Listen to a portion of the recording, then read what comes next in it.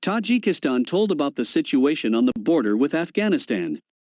The republic's law enforcement agencies assessed the situation on the Tajik Afghan border amid reports of an increase in Taliban detachments in the territory. There is no increases in the number of militants of the radical Taliban movement on the Tajik Afghan border.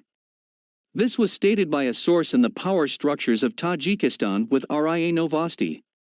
There are no additional Taliban military formations on the border with Afghanistan. The situation is stable, the ministry said.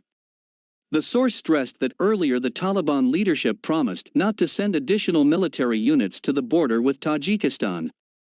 At the same time, the Afghan edition of Bakhtar announced the dispatch of a detachment of professionally trained special forces to the border territories. About 50 people will monitor security in the provinces of Kunduz, Takhar, Badakhshan, and Baghlan.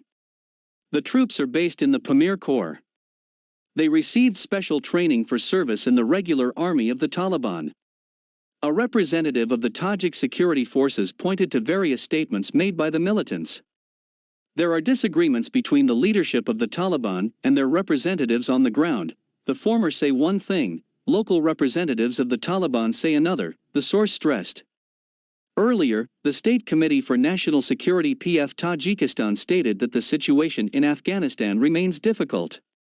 To stabilize it, it is necessary to form an inclusive government taking into account the interests of all ethnic, social and religious groups, as well as to involve international organizations in solving the problem.